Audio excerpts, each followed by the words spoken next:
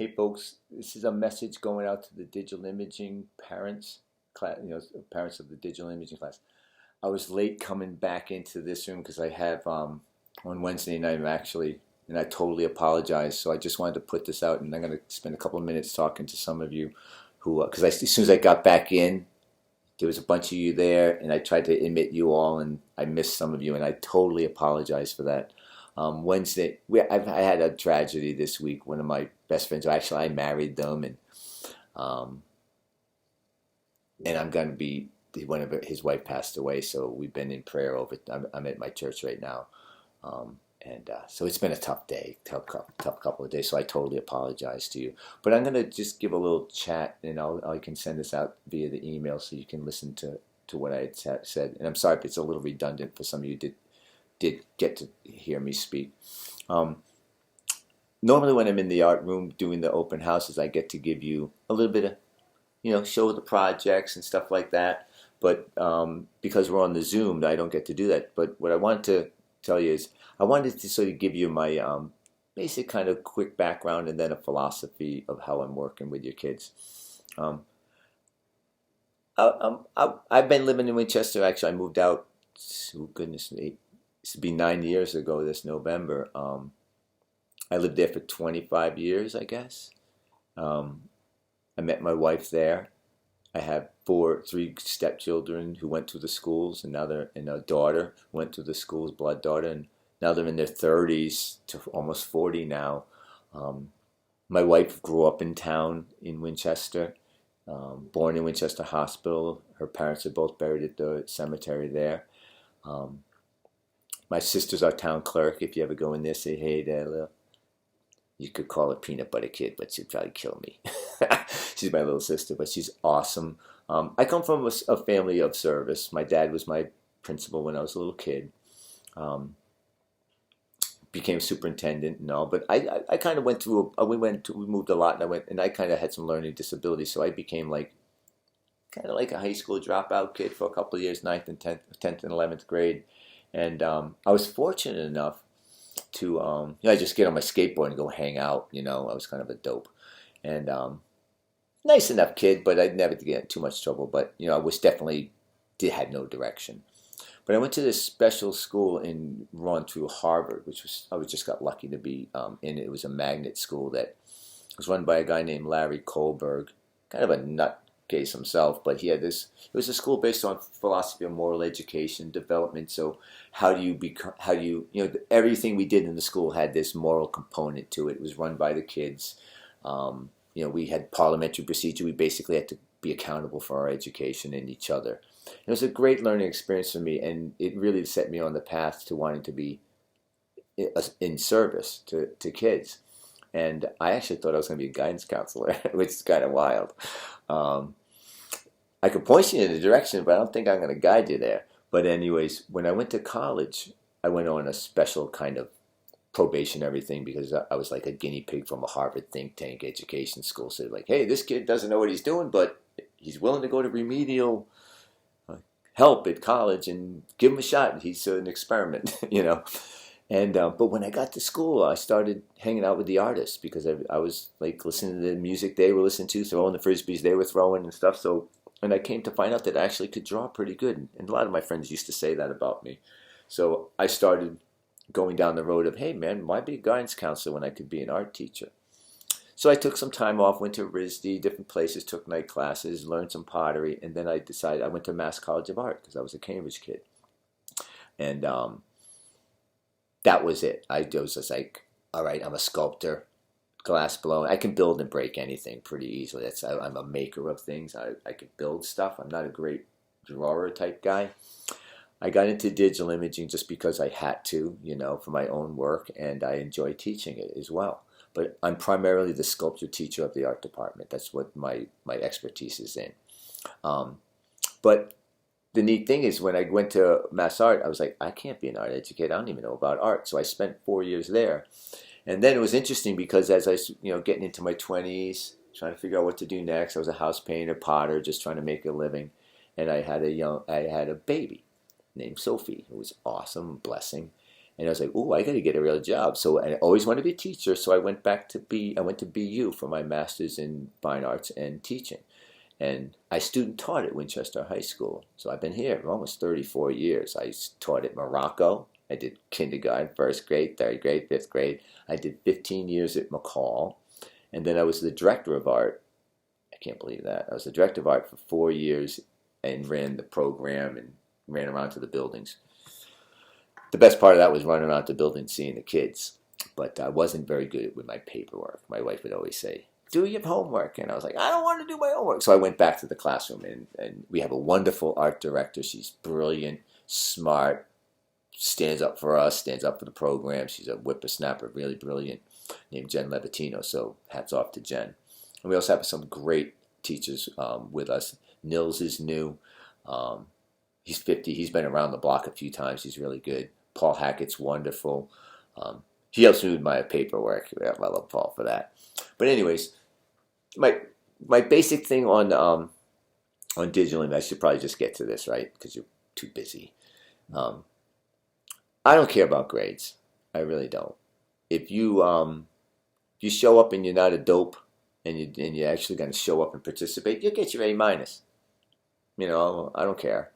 I'm not here to break anybody. And one of the reasons I do that is because a lot of kids who take these classes are so loaded down, 7 periods a day. All the world is coming in on them. Adolescence is tough. I thought it was tough for me back then. It's wicked tough for them right now for some of these kids. So a lot of times they take the arts just so they can kind of kick back and relax. And if I go in there and I start busting their chops, I'm just going to stress them out. And I'm going to stress you out. It's just going to stress out the whole world. So I'm like, no. My job is to give these kids a lot of leeway. Half the kids come into my art room and they don't know why they're there. They just want to relax, want to make a cool thing. They like computers, right? They're afraid to draw, so they don't want to take drawing. They don't want to get muddy or whatever, but they like the digital realm. So my whole thing is I want them to be able to think about integrity. With the postmodern world, up is down, sideways is this way, that way. I want them to think about, you can make a well-crafted image that has integrity. And I can teach them all the tricks in the computer of how to pull stuff together and make it well-crafted stuff. That's my expertise. I'm good at crafting things. That's probably just one of the things I'm best at. But I don't want to force them into doing things that are not of their heart. One of the standards I do have is I do not let them violate anybody else's peace. So I tell the kids, whatever you're going to make in my art room, in my digital room, has to go to town day. That means a 2-year-old walking through town day cannot be violated by your work, and neither can your grandmother walk in who has a different kind of moral standard than you. This is not art therapy class. There's plenty of clinicians in the building to help you with that. Doesn't mean I don't want you to explore your inner self, but I don't want people to be violated. I have classes that have 13-year-old, and I have a couple of daughters, and I have a young baby granddaughter, Iris, 3 months old. So I'm very sensitive to people's hearts. I have a 13-year-old young lady here, 9th grader, in the same class with an 18-year-old boy. This is different. They're different creatures at very different levels of what they should be exposed to. So no violating anybody. So whatever goes into that computer, it has to pass that smell test. That we're here to try and create beauty. Art is, in the olden days, art was, can we emulate beauty? Can we edify each other, right? And now it's just like, how funky can we get? That you go your own computer, make funky over there. But in school, this is public school. It needs to have integrity. So that's a super important thing. The other thing I was saying that a lot of these kids in the digital realm don't understand the value of a hard object anymore.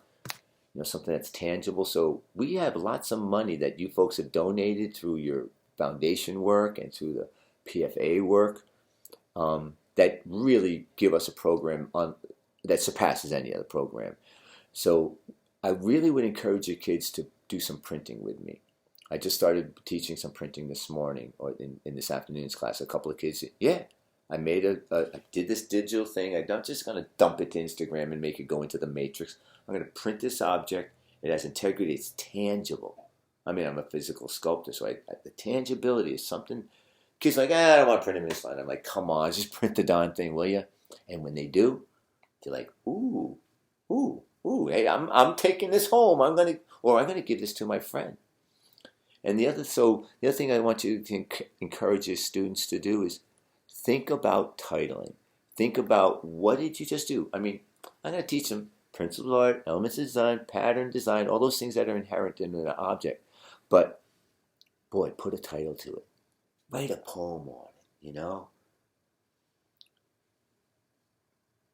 Make it have like your voice. It's a voice, right? A picture tells 1,000 stories, right? But sometimes we're very misunderstood. Even maybe what I'm saying, some of you might be misunderstanding me. So when the kids make these images, I want them to think about, all right, let's attach a couple of words to this. What are you trying to do? Oh, well, hey, why don't you go ask your friend what she's getting from this? Hey, what would you title my work? Ask 5 friends. Make a copy of it. Send it to some of your friends on your Instagram and go, hey, I'm working on this piece. What are you getting from this? And if 5 out of the 7 friends come up with a synonym that's kind of grooving on the same vibe, you'd be like, then that's going to validate the kid, right? And go, hey, man, I'm on to something here. What I'm speaking is being heard.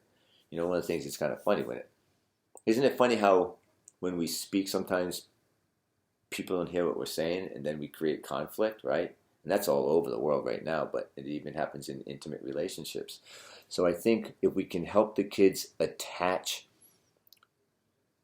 identity to what they're making, then that empowers them to be confident with their voices. And the digital places where a lot of this is happening. So I would encourage your kids, if you're driving in the car with them, hey, what photographs you working on in Mr. Land's digital class? Oh, I don't know, doing pattern. Oh, really? What did you take a picture of? Soccer net. Why? I like soccer. Okay, so let's talk about that. You know what I mean? So that's how I would encourage your kids to think about attaching words to their images, and that way they're not misunderstood. And if they're putting out images and people getting a different vibe from what they're saying, they're like, hey man, am I off the mark? What do I need to do to correct that? Because I don't want to be misunderstood, right? The kid, nothing worse than being misunderstood. That's not what I mean, right? That's what half of us always say. It's not what I mean. Okay, well, let me help you with this. So it's a great way to have a conversation with your kid in the car. I know you guys are super busy driving here and there. Maybe some of you got a bunch of kids, dropping them off here, picking them up there. So if you're going to have a conversation and be like, hey, what are you doing in Mr. Lyons' class? Well, we're making patterns. Oh, yeah, well, let's talk about that. The other cool thing is I have no problem with kids using my art digital realm to start talking about work in other classes. And I said this to some of the parents, so this might be redundant for some of you, is if your kid's studying tessellations in math and they don't have a good math grade and they're struggling, hey, tell them they can work in tessellation. They can come into my art room. We can make tessellations. And so when they presented the 2 reasons why I like encouraging kids to use my digital realm to support some of the learning in the other classes is it does 2 things. One, some kids aren't great with the writing or they have struggles, but they can show their understanding of concepts visually that they might not be able to write physically or do in an equation, but they can create a very interesting object that enhances what they're trying to learn. A great example of that would be reading Farewell to Arms or reading a book. Hey, what are you reading? Oh, we have to read a chapter, blah, blah, blah, blah, blah. Well, we're working on value today in our exercise in digital imaging, value of the relative lightness and darkness of color. So, hey, if you're struggling when you're writing an English report on the chapter, what if you thought about the visual images, right? We're all visual. We all have things in our brain where we see pictures in our brain. Let me help you use our digital imaging class to unfold and reveal some of your understanding. So you have to write a paper. Hey, let's write a paper, but then let's make a photograph, put it as a cover, send it up to the teacher, and then the teacher thinks, hey man, this kid might not be the best writer in the world, but all the things that are in that chapter are evident in the image, right? And that's really good for some of our kids who are in the learning centers who are having a little harder time getting concepts across at a level that the teacher may think they need from them. The other cool thing about it, and I'll maybe finish with this, is it teaches our young teachers to accept multiple levels of understanding. I hate that regurgitation, give it back to me as I gave it to you. So it's training some young teachers, and I've actually had teachers say, I'm not giving that kid credit for that photograph about that great book with the kids on the island. I forget it. It's like they get shipwrecked or whatever. I can't remember the name of the book right now. A teacher said, I'm not giving him credit. He made this beautiful poster about the book, about that story that had a lot of the understanding. He wasn't a very verbal kid, but he knew everything in that chapter.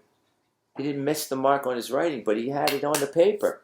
So it's also training some of these young teachers. I've been around this a long time. Training some of these young teachers to accept multiple modes of understanding. So when a kid wants to give back his assignment, it's like, hey, you know what?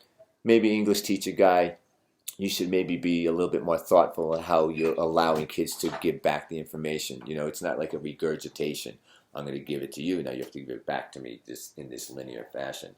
So I think the creative arts can be a really cool place for the kids to supplement their understanding. So if your kids are struggling in a class and they want to use my digital imaging class to add to a report that they're doing in DNA or something like that, and I know a little bit about the DNA, I'm more than excited to use my classroom as I'm not going to throw any of my curriculum away. I don't have to because it's inherent. But I'm more than happy to help your kids use these kinds of creative means to get their understanding across to other disciplines. I think we should be teaching more like that as a school. The last thing I wanted to happen after this whole COVID debacle was to go back to the same way we've been teaching 30 years ago. And just, okay, now we're back. Everybody sit in a row and everybody do it the same way. I'd rather have us think about, wow, how can we rethink this whole idea? How can we allow this technology even? I love the Google Slides and Google Classroom where the kids can upload slides and I can critique them. One of the other things, please tell your kids, and then I'll end on this. If they really want to get that A and that A plus or whatever, A pluses are kind of tough, but some kids get them. Use the comment section. Upload your images, even the bad ones, up to the Google Slides.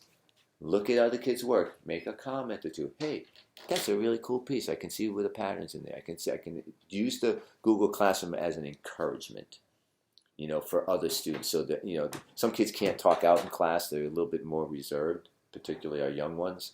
So they can use the Google Classroom, the Google Slides to go look at a couple of pictures. Hey, I see the pattern you're working on. Cool. I love that color. I would title it this way.